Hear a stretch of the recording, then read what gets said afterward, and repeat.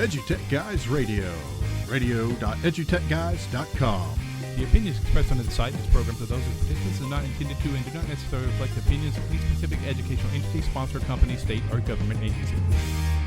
Hello and welcome to EduTechGuys Radio, brought to you by Southwest Arkansas Education Cooperative and Hope Public Schools, both located in Hope, Arkansas. And we also want to give a big shout out to CDWG for their sponsorship through some of the equipment that we use here on the show. How you guys doing? I am David Henderson. And I'm Jeff Madlock. Yeah, welcome to the show. We got a very cool show for you today. We're going to talk a little bit about a conference that happens in Wichita this time every single year. It is called Podstock, and we'll be talking a little bit about that. We will also be talking with Chad Freeman, and we're going to be talking about gaming in education, not gamification, but gaming in education. So I think that's going to be very cool. And then later in the show, Jeff and I will talk about tech incubators in school.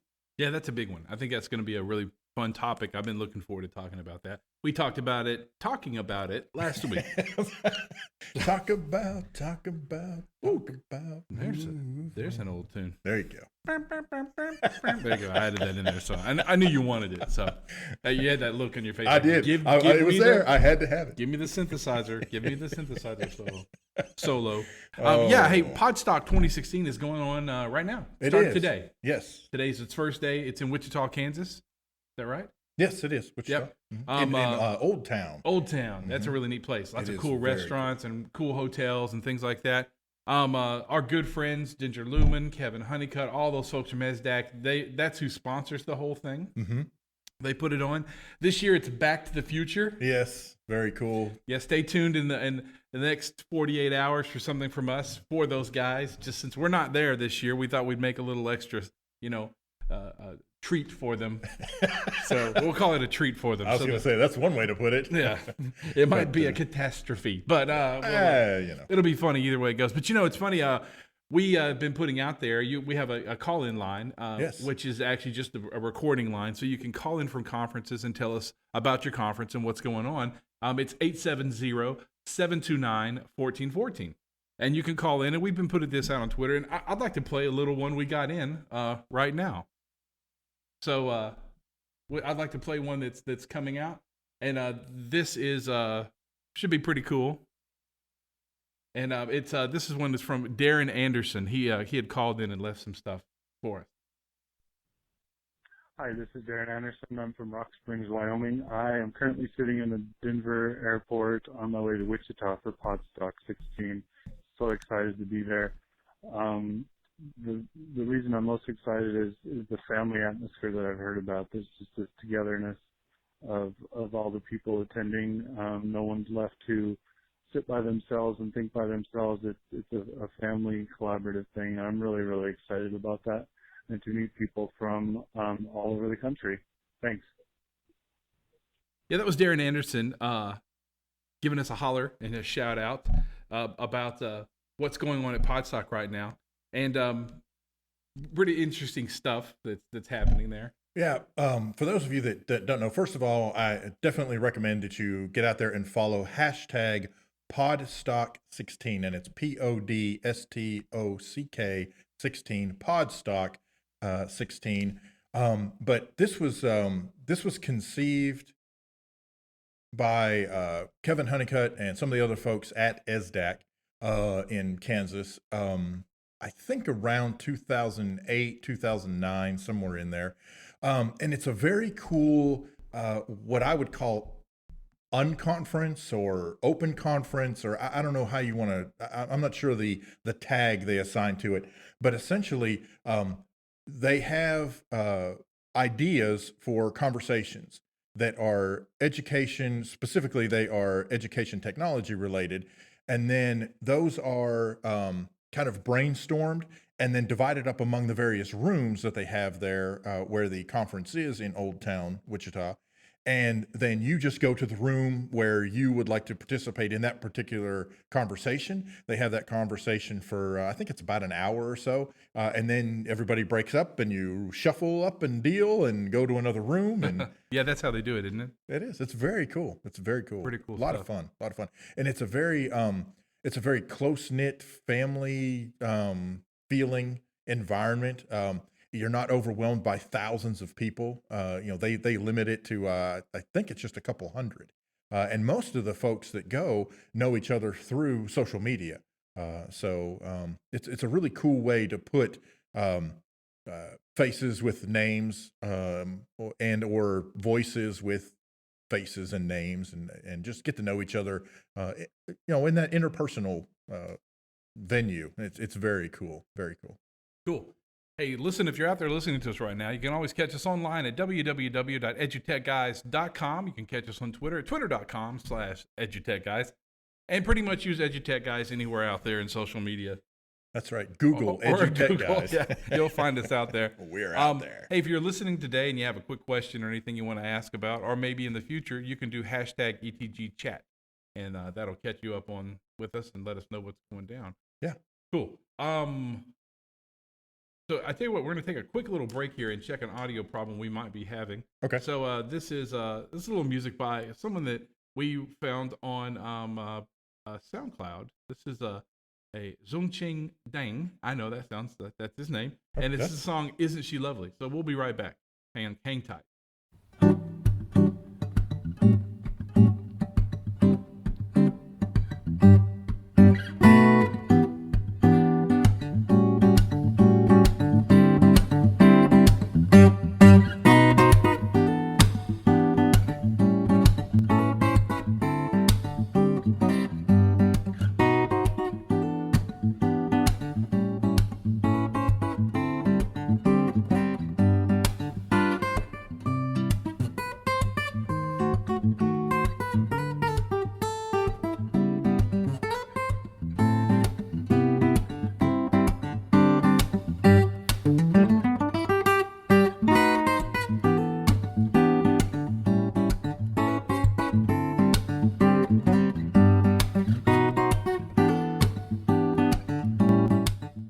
Hey, yeah, you're listening to EduTech Guys, coming to you live from Southwest Arkansas Educational Co-op in Hope, Arkansas. I had to think for a second there. From the sun. That was a great little tune, "Isn't She Lovely?" Just checking a few little audio things before we kick into a good time we're having here today. And our first guest, I'll let you do the rest of the intro. Bring us in, David. Oh, okay. Today's guest is Chad Freeman. And so we want to welcome Chad to the show. How's it going, man? It's going wonderful. How are you guys? Awesome. We are doing well. We can hear you just fine. You can hear us just fine, I'm hoping. Yes. All right, good. I don't want to ever assume, but anyway. All right, so basically, why don't you let folks know who you are, what you do, where you work, those types of things, and then we'll get to talking about gaming and education. Sounds good. Like they mentioned, I'm Chad Freeman. I'm the AP Physics and Physical Science teacher at Ashdown High School. And I just recently graduated from the University of Arkansas with a master's degree in educational technology. I've been doing several of the different conferences, HISTE and SWOW, throughout Southwest Arkansas. Yeah. And I've just been a big proponent of using not only technology in general, but specifically video games because of the passion that I have in my daily life. Yeah, very cool. So taking your something that you enjoy, a hobby that you have, and figuring out how to make that apply to the classroom. Exactly. Yeah, that is cool. That's very cool. Before we get too much further, your Twitter hashtag, or not hashtag, but your Twitter handle. At Freeman Ed Tech. All right, so at Freeman Ed Tech, and you can follow him, and I definitely recommend you do so. Yeah, and if you'll just check out the Twitter feed for EduTech Guys, you'll find Chad's link also on there. We'll make sure it's out there. Yeah, put that out for you. So let's talk about let's start with gaming in education in general. Kind of give a let's just talk about getting kind of that big picture overview of ways that gaming ties into education and or the other way around. Absolutely. I think the biggest thing is understanding kind of the history of video games and kind of coming into it in terms of what our students and what our teachers are expecting and how those two expectations may not always fit. Okay. And so when you look at the rise of video games, the first real home console systems came out in the late 80s and early 90s after we had the Atari era and the Commodore 64 and those types of things. So there's a huge generational gap where we have most of our students that have grown up with a video game, not only in their house, but with smartphones in their pocket at all times. And a lot of our teachers may be considerably older and they don't have that same expectation. And so what they look at this as is simply it's a game, it's a toy, and it's something that distracts or removes from the educational experience. And so for me, above and beyond everything that I've worked with when trying to really promote this idea is just taking away this mentality that this is something that detracts and this is actually something that can be promoted. When you think about education and specifically video games in education, a lot of things pop into mind that we've probably all had for years and years, and things like Oregon Trail or Math Blaster or any one of these education websites. Right. And as much fun and interesting as they can try to be, they just don't cut it in terms of some of the other things that we see students playing, such as, Candy Crush or Clash of Clans or Mario or Halo or anything that you would find most of these students playing in is that disconnect between what the students are interested in and what we're trying to get them involved in. That's, I think, created this mentality among teachers. So what I've been trying to push and really promote is we need to stop looking for the video game that's going to solve our classroom problem. Something, for example, like Minecraft is wonderful, and I'm a huge proponent of it, but it is not the perfect tool in every single classroom. Sure. Instead, what a teacher needs to do, and what they should be doing in all areas, not just video games, is finding out what the students are interested in, understanding that themselves, and then finding their subject area within that game. If you're an English teacher, there are hundreds of games that your kids are already playing that have some of the best writing, some of the most emotional and impactful storytelling, some of the great characterization that you would look for in the greatest classical works that you teach in your class. And your kids are absorbing it constantly. But if they don't have a teacher to guide them through that interpretation, not only is it not enriching their experience, but it's also creating a separation because you're showing them this old dusty book that you've pulled out of a stock room that's not interesting to them. And even though they need that validation of that particular type of work, they also need to see that value in what they're experiencing right now. Sure. And that's a real challenge to teachers, especially to teachers that just aren't interested. And so I've been really kind of waging that battle of getting them to understand that you don't have to have a perfect video game, or you don't have to even really like video games per se. This isn't something you got to go home and play all the time to be able to understand that you can look at a piece of art or you can look at a work of media and you can find the value of your subject area. And what I tell teachers, kind of the hook, the one thing that I really push to try to get them to understand is, if this stuff that you're teaching is valid to them, then it should be around them all the time. And if it is around them all the time, chances are it's in that game as well. Sure. Yeah. Well, and I think you touched on a very important point in that a lot of teachers look for the one perfect thing. And that's one of the concepts Jeff and I talk about a lot on the show. Essentially the equivalent of a video game silver bullet, right? I want the one silver bullet that is going to cure all of my ails and put the demons to rest. That just isn't the case. There's a game that I played not long ago, and I can't remember the exact title, but it's something along the lines of like Puzzles Under the Hill or Puzzles in the Hill or something like that. It's just this little independent game where you put puzzles together, but when you assemble the puzzles, they are works of art, classical pieces of art. And so, and in fact, when I was playing it, that was one of the discussions that I was having with the folks that I was telling about it. There were, Monet and Manet and Mondrian and, all these folks.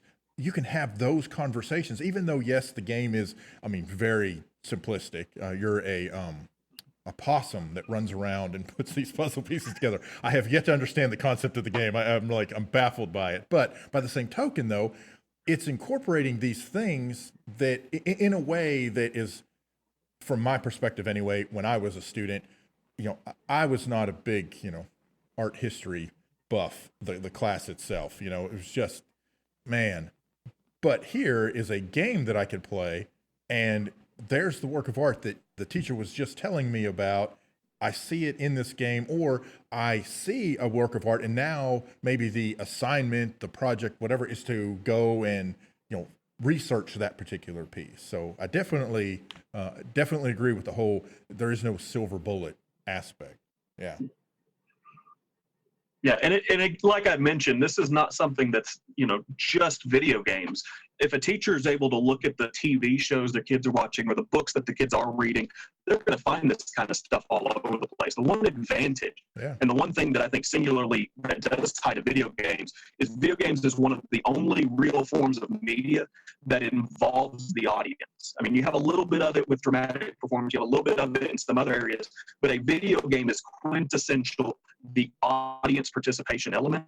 And that feeling of agency, the ability to control what's happening on the screen and be able to control the outcome of a situation is something that you can't get out of a painting or get out of a different work of art in almost any situation. And so we need to see that advantage in video games, and we need to take advantage of it while we're also working and looking at, too many times I've talked to teachers that just basically say, well, this is for kids, this is children's stuff, or it's not interesting to me or whatever. And the one thing that I've posed back to them, I said, if you had a student that was taking an art appreciation class or music appreciation, and they were going to be studying the Beatles, I think you as an adult, as a parent, would be pretty happy with that, pretty excited, because that's something that maybe either you grew up with or you understand the effect that it had on not only our culture, but on music in general. But if you were to take that exact same argument 50 years back into the height and the heyday of what the Beatles were, and you said, okay, we're going to have an art appreciation or music appreciation on the Beatles, it's this new hit group out of Europe, and everybody's going to love it, people would have laughed at you at that time, because it's so hard for people after they've kind of come to that adulthood and they've kind of been crystallizing what they see as the true good classic work, to understand and appreciate the new stuff that's coming out. And what you're going to see is all of these students that are growing up with these video games, whether they be on a tablet, a smartphone, or on a console, are going to become teachers themselves. And I think within 20, 30 years, it's not going to be very odd to have not only video games in the classroom, but video games as a point of discussion. Let's go back and let's look at some really good classic video games. And just that idea in general is really exciting to me. Yeah, I think that's very cool. It's a neat concept. So I guess my question is that, so right now, for you, which video games do you see interjecting into the classroom right now, and how would you use them? For me specifically as a physics teacher, probably the biggest one that I've used is Angry Birds. Sure. And what it came down to in my classroom is I found a way to put it on the Chrome app on my smartboard, project it up on the wall, and the kids could come up with that touchscreen and play a couple of games. And then I started asking them basic questions. Well, how fast is that bird moving? What's the gravity in this world? What's the weight of this object compared to another one? And it was something that at first we don't care. It's a game. Right. You fling the bird, you hit the object, and you're done. What is the point of this discussion? And I led that to a discussion of coding. Now, I wasn't planning on teaching coding, but it's in the curriculum, and it's in that concept as something that might as well be discussed. A computer programmer has to sit down and type in the value of gravity in that game. Sure. And then they run a couple tests, and if they like it, that's great. But if they don't, they have to adjust it. Do I go higher? Do I go lower? What effect is this going to have on the game if I make gravity just a few increments higher, just a few increments lower? What is that going to do to the overall enjoyment? So this computer programmer needs to have at least a level of understanding of physics in order to make the game work at a level that they want it to be. And it started in this other discussion of, well, how about other games? Is every game the same? Kind of going in farther and farther into that discussion just based off of one simple game that a lot of people would basically overlook as something that's not very effective. Right. Yeah, absolutely. Yeah, that's very cool. So, okay, in addition to Angry Birds, what else? Do you have anything? I don't necessarily mean to say this. I don't mean this derogatorily, but I mean, is there something more current that you're exploring? Oh, absolutely. There's several that I'm looking at right now. Probably the most current, and I think you guys have probably heard about it, is Pokemon Go. Uh-huh. And if you haven't heard of it or not familiar with it, it's the same Pokemon fad that came through right at the late 90s, early 2000s, where everybody was trying to catch these little monsters and compete with them. And in this game, the new hook, as it were, is it's no longer inside of a console. They've actually applied it to a real world map. So Right. your location on your smartphone allows you to travel around and find these monsters that have been overlaid digitally within the phone on a physical environment. So for example, near my house, we have a post office, and it's designated as a gym where people have to go and compete with the monsters that they catch. Sure. Now, the Sure. advantages to this is you're getting kids out, you're getting them moving around. That's physical education. You're getting these kids to understand comparative advantage, which monster is better and for what reasons. And that can tie into math, that can tie into engineering. There's all kinds of minor discussions you can have just with why did you pick this one over this one? And then even farther, you go into geography, you can go into world history, because the game, they cannot individually pick the locations that are important. There's just too many places in the United States that they'd have to go. So what they did is they took public sites and historical sites that are already databased, and they just tagged them. Just this wild, crazy scattering across the map of every location they could find that they knew was as public access as possible. This is a great opportunity for your teachers to say, okay, I know you guys are going to play on the weekend. If you will take a picture, which is camera's already integrated in the phone, at a location that you went to, and you'll write me 2 sentences about that location and why it's important, take a little picture of the Pokemon you caught there, bring that back, I'll give you 5 extra points. And that's a way not only to integrate basic geography or basic history, but also local history, Arkansas history, and the history of your town or the location that you're in. Sure. Yeah, absolutely. It's funny. My wife and I were talking about this. I don't know. Now I can't remember, yesterday, day before. I mean, it hasn't been out all that long.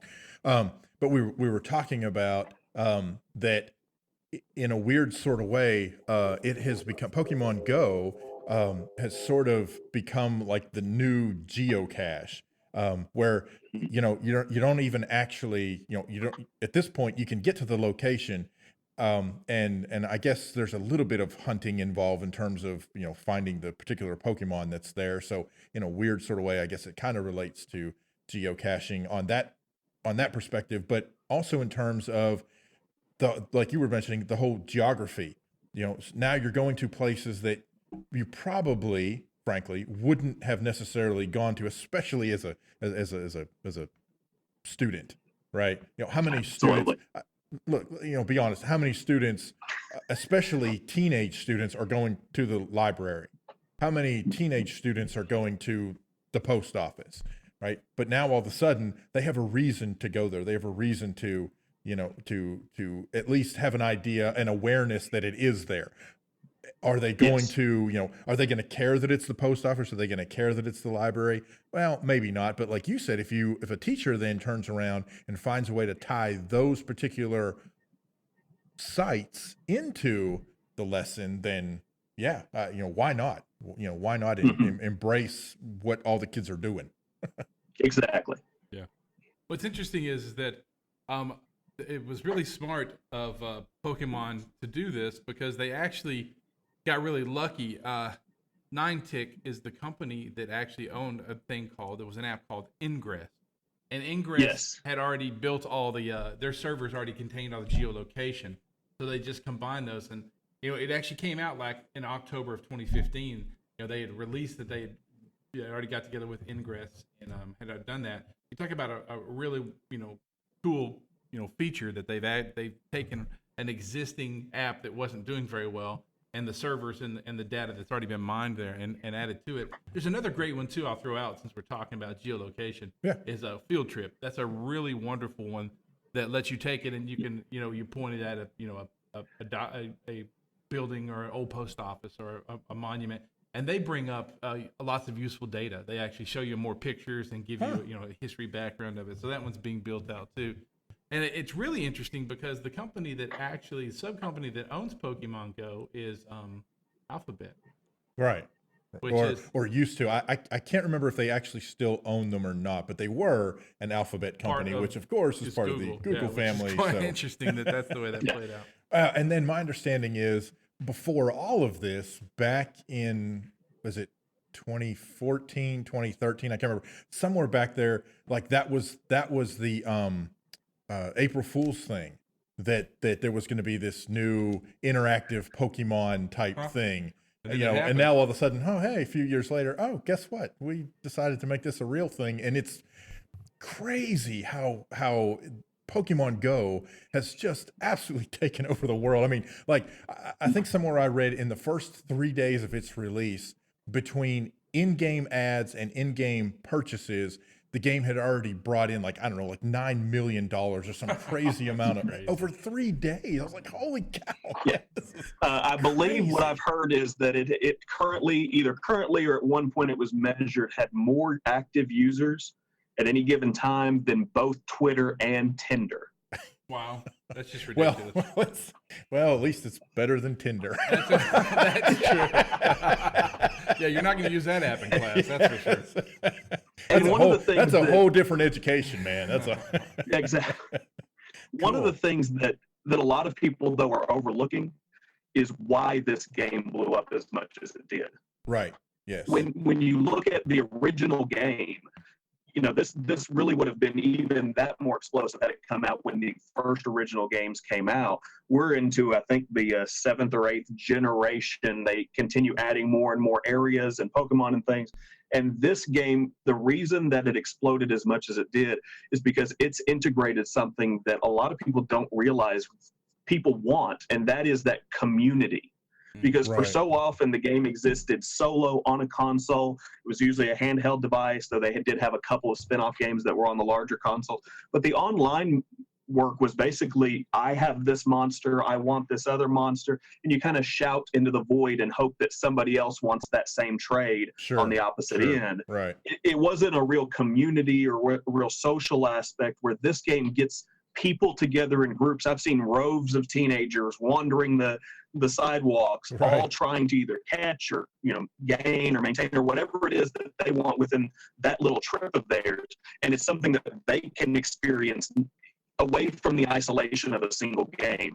And for so much of, you know, the history of video games, it has been seen as this isolating, antisocial thing. And in reality, it's not isolating or antisocial. The technology just didn't catch up to the social aspect that was Sure. already available within the games. Right. And what teachers really need to understand is that these games are a way for people to not only interact with their peers, but opportunities for teachers to teach the proper interaction with peers. And we talk so much about digital citizenship, and we don't talk about it in terms of video games. We talk about it on things like Facebook and Twitter and the pictures that you post.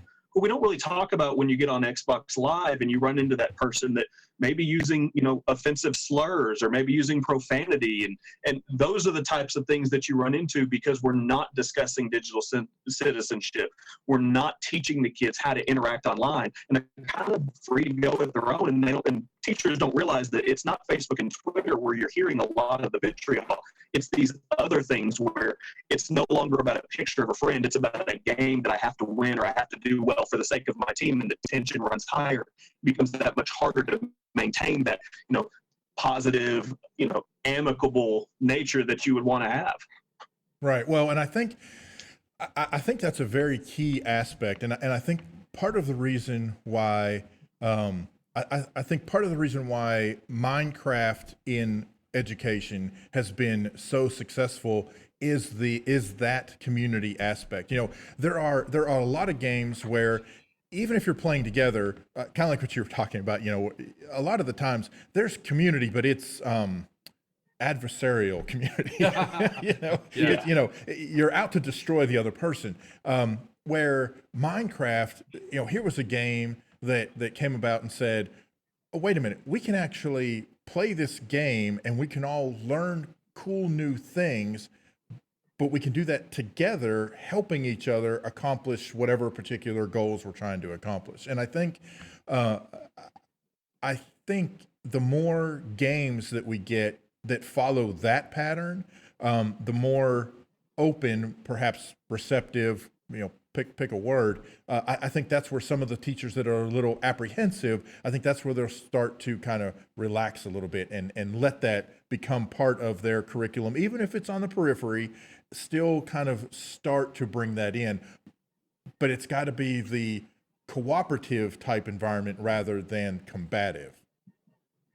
Exactly. And one of the things when I've talked to students that I've seen a lot of times, especially in your more technical games, something like World of Warcraft or other games where you have a lot of technical knowledge. And for those of you not familiar with World of Warcraft, you create a character, they have a set of skills, they have all kinds of resources, whether it be financial or whether it be, in terms of their combat. Every time they cast a spell, there's a length of time that it has to take. And so there's whole systems and groups that work together to try to optimize and find the most efficient way to play a character. And we have students sitting in front of a computer absorbing all of this skill and knowledge. And they're 8, 9, 10 years old. And when they wander into a classroom and the teacher says, okay, we're going to talk about elapsed time, they're the kids in the back of the room that don't understand.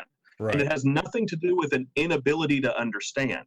If you put it to them in front of them the way World of Warcraft does, or way a different game that's designed to be engaging, then those types of things just click and the students get them and they're able to not only learn them, but really excel and really show some creativity and some understanding that goes above and beyond the average player. And we're not making that connection in the classroom. We're looking at these kids and saying, well, they're just behind. They're low. They're right. The ones that we're always going to be playing catch up with. It's because we don't see all of the ways that they're already using it in their regular life as it is. Yeah, exactly. The interesting thing I think here is that we're not going to see video games built educationally because the money is just not there. They're making a lot more money with GameFly and kids outright buying games or buying online PC games than they're going to see putting them in education. So I guess that's my next question is, so what do you see the future of gaming and education being? I mean, who's going to start taking the time to find existing games and making sure that the curriculum is modified to teach those things you're talking about through current games? I mean, what's your plan for that? Well, and I don't completely agree with you on the idea that video games aren't going to become more strictly education focused. I look at things like Minecraft EDU or Kerbal Space Program EDU as ways that even though it was an entertainment product, the companies see a real value in education financially, and they're willing to at least add and modify in order to make it more accessible to a classroom. What we really need to see in the future is, we constantly get back to this, but it's more connectivity in the classroom until right. Students are, and more importantly, not students, but teachers are comfortable with having devices regularly used in the classroom. You're not going to see a lot of these things. And what I see personally is we can continue to add technology and become more comfortable with things like bring your own device and other aspects that integrate the classroom into a digital environment. And then the video games are going to become unavoidable. I already have issues in my classroom right now with things like Clash of Clans and all of these other games where the students are more absorbed into that content, and I'm competing with that to try to engage them when they have a device that was made by a company with millions of dollars of development put just to be engaging. Right. And so instead of trying to fight that, which there's not every battle I'm going to win, instead, if I can find a way to take their research and development for engagement, and I can find a way to turn that into engagement in my class, I'm using that weapon I'm using that weapon for my own benefit. And there's nobody going to lose in that case. The companies are going to be happy to see that kind of thing. And so that's what we really need to see is more technology coming in and more teachers willing to approach the subject of video games, and the companies will wake up and start using those avenues as ways, because you have to remember this company, Microsoft, Sony, Nintendo, they understand that if you want to get people attached to video games, you have to do it early. Sure. Yeah, and if they can get a video game in kindergarten that has a big Nintendo logo or has a giant Sony logo, and they can get those kids playing, they know that when they come out with the next console or they come out with the next big title, they've already got a group of kids locked into that culture and that mentality. And that's what a lot of cell phone users have started to understand, and you're starting to see more devices that go younger and younger and younger, really trying to push that that connectivity mentality, because as soon as they get you locked in the beginning, they can hold you a lot easier and you get that brand loyalty. So I think we're going to see the connectivity in the classroom, we're going to see more devices, and then we're going to see teachers that are going to have to address the video game aspect and that social engagement aspect that they're already fighting in their class. And it's going to be the ones that are able to turn that around and make that an advantage that are really, really going to see the successes when applying video games. Yeah, exactly. Cool. Exactly. Hey, well, Chad, I'm the timekeeper, taskmaster for this show, and we're gonna start wrapping it up. But I have one more thing to ask you. So, what's the future for Chad Freeman? Tell us what's your plans, what's happening with you, any other workshops you're doing. We saw you at HISTE because you were doing workshops there on testing in the classroom. So, tell us what's gonna happen with you before we jump out of this interview. Well, my new big thing that I'm working on is robotics in my 10th grade physical science classes using the Hummingbird robotics kit, as well as I'm working on a grant right now for a 3D printer that'll allow me to print some of the different parts and things and go a little bit more advanced, as well as some medical applications that I think are going to be a real advantage, not only to my students in the classroom, but I think I can benefit the community as well. Yeah. And coming up, I've got SWOW in usually it's around November, end of October, and I'll be looking to see what content I want to present there. If I decide to talk about robotics or if I pick a different topic, we'll see when they do a call for presenters. Sure. Cool. Yeah, that'd be cool. Well, there's a good chance we'll be at SWOW. We were last time, and we usually show up there. So we hope to see you there. If not, we will be in touch in the fall and see how things are going with your class. That sounds good. Hey, thanks, Chad. Thanks for being on the show. Thank you guys for inviting me. Hey, listen, you're listening to EduTechGuys.com, the radio.EduTechGuys, and we'll be right back. We're going to take a quick break, listen to a little music, and reshuffle the cards and get ready for the rest of the show. So hang tight. See you in just a bit.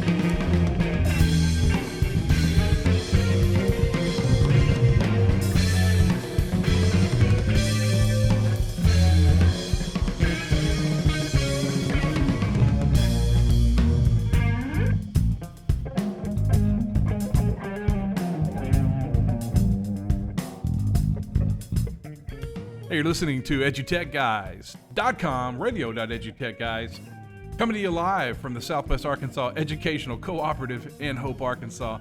Hey, stay tuned. We're going to come back and talk a little bit some more, I think, about Pokemon Go, because we actually had it in our show notes, and a little bit about tech incubators in the school. Stay tuned. EduTech Guy.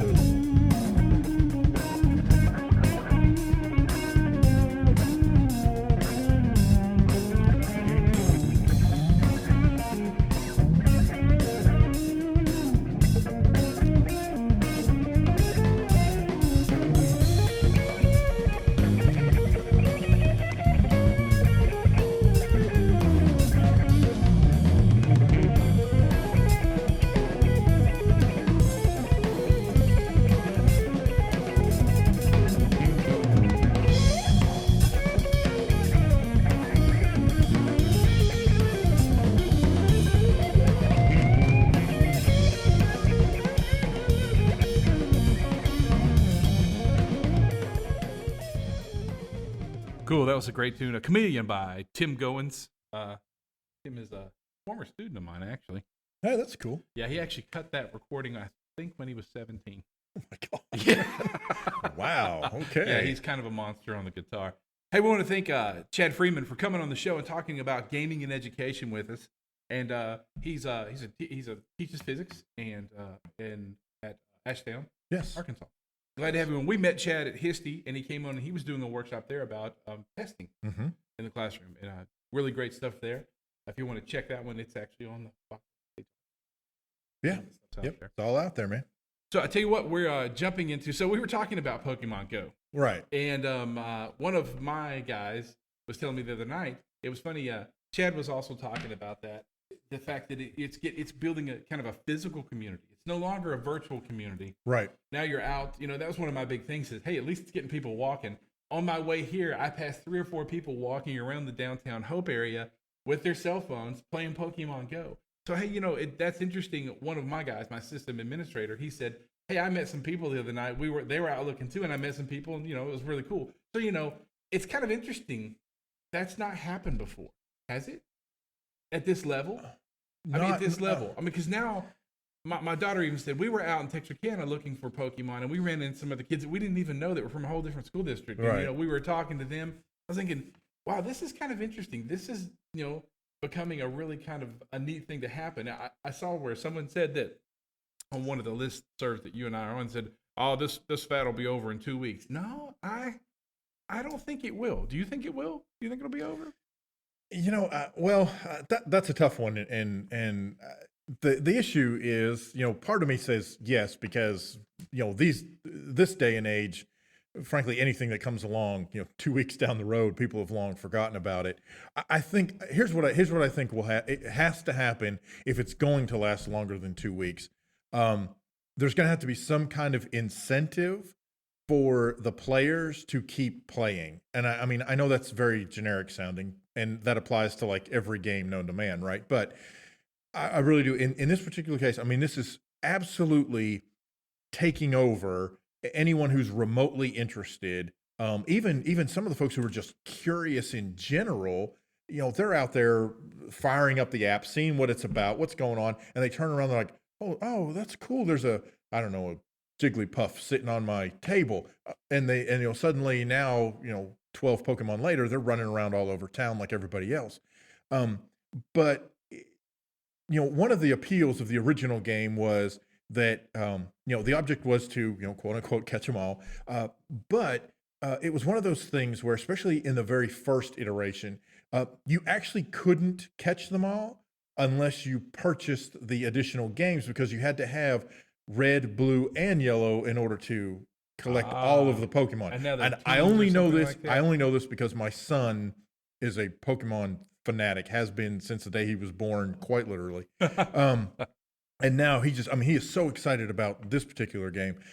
So I think they're going to have to find ways to keep people interested. It can't just be, oh yeah, I went out and I've collected the same Pokemon at the same place, for 5 days in a row now. Yeah, that's going to get boring real quickly.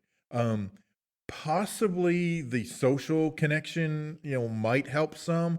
In fact, my son had come in this weekend.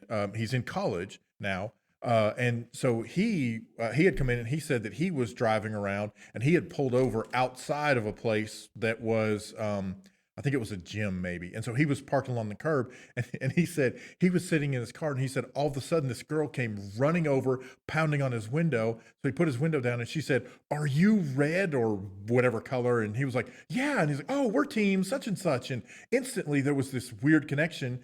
And I say weird, it's weird to me. There was this social connection, and then immediately there's a guy who comes around the corner and he's on the same team, and so they all get together and they battle the gym and do whatever it is you do in Pokemon Go. So I think as long as the excitement can maintain that level, it'll last longer than 2 weeks. Yeah. If it wanes though, even a little, by next weekend, everybody's gonna be like, "What was Pokemon Go?" Yeah. Chad Freeman just popped in on the chat to tell us that they're adding ways to trade and to battle each other in the next few weeks. They are. Right. I think once they went, oh my gosh, we're making a ton of money off this. This is taking off. Let's hopefully they went, let's hire more developers so they got more coders some jobs. Right. Yeah. And I that's the way I see it. It builds out. The cool part about it all is though, for education, just the educationally minded, math, physics, everything STEM wise, STEM and STEAM, it's beautiful. Graphics. Sure. I mean, because now we're talking, I know Pokemon has all these characters. I don't know much about Pokemon, but I know it has all these characters. Well, now I guess maybe they're going to build more. Now it's like maybe players. The interesting part will be to me is that if you get to and maybe this is how it works, if you get to a certain level where you can create players and leave them in spots for people. See, to me, I think that would be an excellent spin-off or addition to the system. That's one of the things that my son and I were talking about. I said, of course, at that time, I did not know that they had access to all this data that was already out there. Yeah. Right. So my question at that time, and again, this was when it first came out, my question was, well, how did all that stuff get in there in the first place? But not only that, if I wanted, let's say I want Southwest Co-op to be a gym. Yeah. How do I do? I should be able to do that. Well, that's what Chad said. That is actually what happens. That's where you leave your Pokemon to protect the gym. Well, Nate just, one of my guys, I said his name out there. Sorry. One of my guys he's chatting with me too. I hope he doesn't mind. But he just told me, he said he can't wait. Even in its current state, it's competitive. He said last night they went to a neighboring town to try to take it over. And so he woke up this morning to messages that, hey, it's on. So it's real competitive. And he said even in this town, Little Hope, Arkansas, right. He said it's mental downtown at night. There's 20 plus people walking around trying to, tag Pokemon. Right. It's interesting. It's a really neat fad. And I think it's really, really crazy. Hashtag to follow. Hashtag Games for Ed. There will be a talk about Pokemon Go and education. Hashtag Games, GAMES, 4 ED, Games for Ed. That sounds great. I want to thank the good doc, one of my guys. Now I've given out not only his handle, but his first name. But he has a good hashtag. And like you said, tonight there's going to be a talk on that hashtag. Might check it out and see what time it starts. That'll be really cool. Hey, let's jump off that one. So, yeah. And I want to thank Chad again for bringing that up while we were talking. The history stuff, using Ingress already. But, it is right. Someone said to me, yeah, it's really neat, like post offices and museums and cemeteries and churches. You're talking about some of the oldest structures and places in our country. I can see why those would be chosen to be on there. Yeah. So let's talk about this, tech incubators in school. Okay. Now, this was an article that I read back on July 1st is when it came out. If you're not following Google for Education, their blog, it's Google for Education, GOOGLEFOREDUCATION.blogspot.com. That's where Google posts all the stuff that they're involved in and that's happening in education for them. It's a great way to keep up with what Google is doing. So I highly recommend following that one. If you use an RSS feeder, pop on that one. And I just threw that out on Twitter, the link to the actual article that we're talking about. Yep, and you were retweeted almost instantly as my watch buzzed. So, but yeah, it's too fast for me. It's too fast. On Google for Education, back on July 1st, it was this, how tech-based learning spaces are helping spark creativity. So it's really interesting. Several schools are, and we've talked about this before, and Kevin Honeycutt used to talk about this a lot, about kids being entrepreneurs in school. Yes. But we have that power, to help kids build tech-based entrepreneurial ideas in school. Chad had one right there. Gaming and education. Right. We're into the coding area. We're talking now about geolocation with Pokemon Go. We're talking about, graphics. We're talking about the whole kit caboodle, the entrepreneurial part of selling it, of promoting it, of branding it, the whole bit. And I think that's really interesting that these schools have really jumped onto it, which you and I had talked about this probably 16 months ago, maybe 24 months ago. We talked about how do you get the entrepreneurial, idea into schools, and this is a great article about them creating these learning spaces that are sparking creativity, and then in turn, possibly making an incubator, which kids then walk out and have created their own entrepreneurial idea, then start to be little bosses. Well, and like that? Some of these little kids are already little bosses.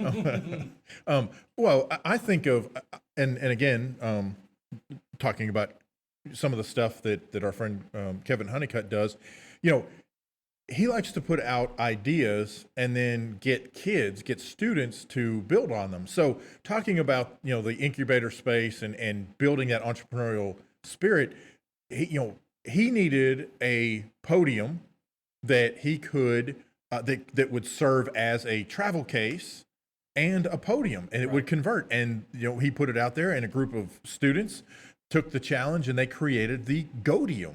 And that is at Godium. So at Godium, Godium. Make sure I got all that right. And that's exactly what they did. And they've turned that into a business. And actually now there's a spin-off business doing the same, having the same concept of seating that is simple to assemble, simple to break down, and essentially packs flat. And so they have these, and if I remember right, it's 4 pieces. There's 2 circles and 2 more vertical pieces, and you assemble them quickly, and boom, you've got a stool with a footrest, and it can go with you anywhere, and it breaks down. In fact, it fits in the Godium, of course. And so, you know, you have these students who, they were in an environment that allowed them to get that creativity sparked and turn it into a way that these students could then turn around. And I don't know that the students themselves are making money at this point. I'm sure it's tied into the school. If not, who knows? Maybe that school sparks the creativity to the point where when they're ready to spin off and be their own company, there's some kind of agreement and they spin off and they are their own thing. Yeah. I think that would be awesome. I really do. I agree 110%. And I think that's a really big deal. And, you know, take a look at what incubators do, you know, and start to build your programs, you know, looking at how incubators work. Like here in Arkansas, in Little Rock, we have, boy, my brain just... The Innovation Hub. Thank you, the Innovation Hub. The Innovation Hub. I was going to let you hang out there for a little bit. That was not nice. You know, they've now opened up the whole incubator end. Yes. That's all running for them.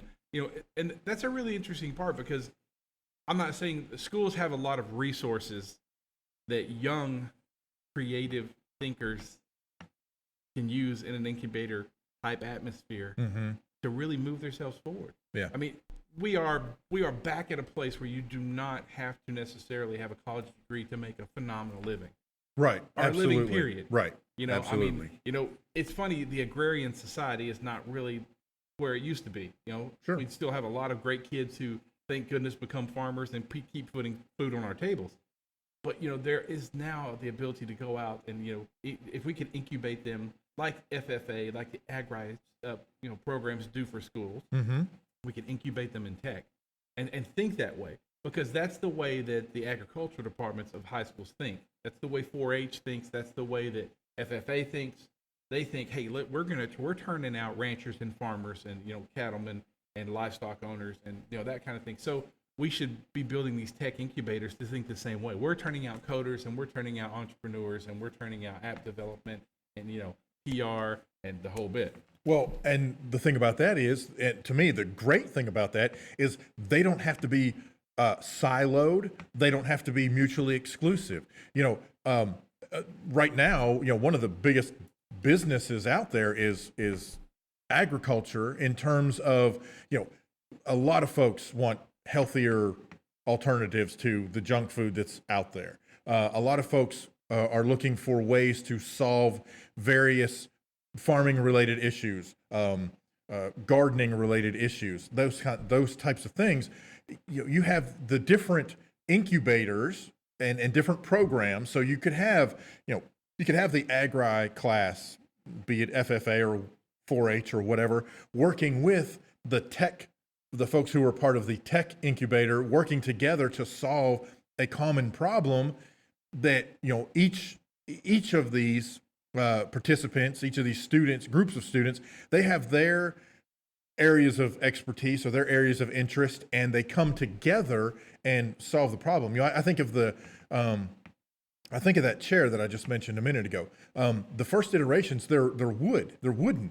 So, you know, here you have folks that are maybe doing wood shop and that's their strong suit, and they want to be, either maybe not necessarily carpenters, or maybe they do want to be carpenters. I don't know, or maybe they do want to be, woodworkers, creative woodworkers. You have these other folks trying to solve this almost kind of techie situation. How do I get my technology presenters to be able to have this seating area that can go with them when they're flying? They come together, and guess what? Now all of a sudden, you got wood chips flying everywhere, and there's a 4-piece stool that assembles in about a minute and a half. Yeah. Hello. Yeah, that's beautiful. Oh, and by the way, I think we could mass produce these and sell them. Hey, how about that? Bingo. Exactly. That's awesome. We'll take a quick second here. Going to drop out to a little music while we shuffle for the end of this bad boy show. It's been a great show. We're going to play one of our favorite guys. This is one of our guys we play all the time, but it's Nick C., who is a relative of David, so we give him a lot of airtime. Absolutely. And we'll be right back right after this tune.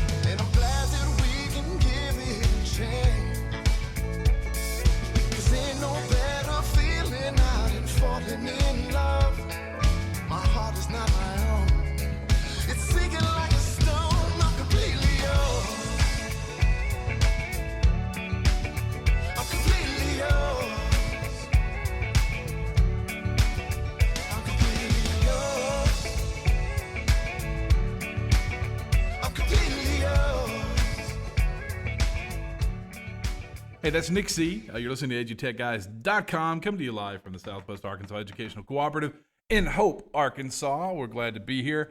Had a great show. Want to thank Chad Freeman for being on the show today. Every time we talk to him, which has now been twice, we always learn something, and that's what makes it a lot of fun. Absolutely. Yeah, always something new to learn there. And we look for more from Chad in the future. He's going to be one of those bright stars to keep up with and find out what's happening in education. Hey, last couple of things. Go ahead, David. I'm going to drop it over to you. Yeah, man. Couple of things. First, before I get to where we're going to be, remember, follow hashtag Podstock 16, PODSTOCK 16. Check out what's happening in Wichita. The main focus is going to be over the rest of today. Tomorrow is going to be the real big push, so you want to be following that and learn all kinds of cool techie stuff. Where are we going to be, though, over the next little while? I don't know. Tell us.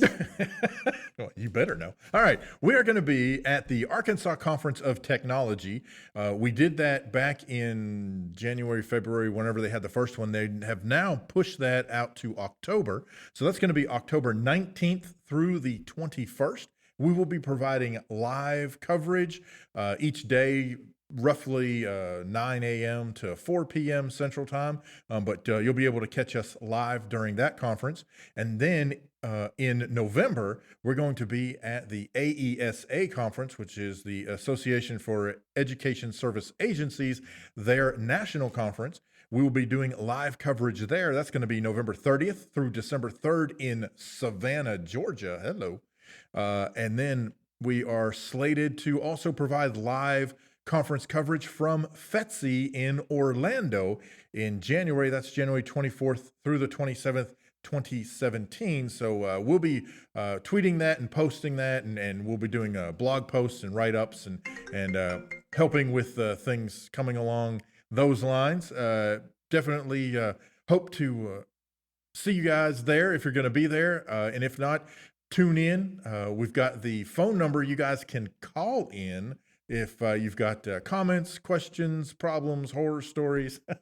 Feel free to reach out. And you want to give them that number, Jeff? It is 870-729-1414. So, hey, the last thing we have for today is the Google tip of the week. So, I surprised David. He did not know that we had one. I didn't know there was going to be one. I do have one. In fact, it released today. It's just an announcement from Google, and it's a really important one for all those tech coordinators out there and the folks that are handling Google apps for education.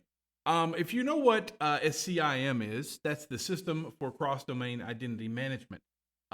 So what actually was released today, 7/13/2016, is they've launched a lot of, Google has launched a lot of support for single sign-on for a lot of things. Yes. Yeah. Yes. So, the process of creating, modifying, and deleting end-user identities in third-party applications, you can do it, and it's manual, but it's pretty darn time-consuming. Okay. We run into that. Everybody has. Sure. Especially with a school district. If you're dealing with hundreds or thousands of kids, you're dealing with something pretty big. So starting today, they're using SCIM 2.0 to make those processes simpler and quicker for admin. Cool. So right off the bat, they're going to start doing some stuff for business like Salesforce.com and other apps, but they're going to start turning out support for applications like crazy. So you're going to start seeing a lot of really cool, ability to sync that together and fix that single user sign-on problem. So awesome. There's the Google tip of the day. I think That it's is a pretty awesome. good one. It means a lot to a lot of tech folks out there. Yeah, So absolutely. if you're listening and you're dancing around the room, you've taken your shirt off and you're woohoo, you're partying. You wrote Google across the front and you paint your face the Google colors, then that's the way to go.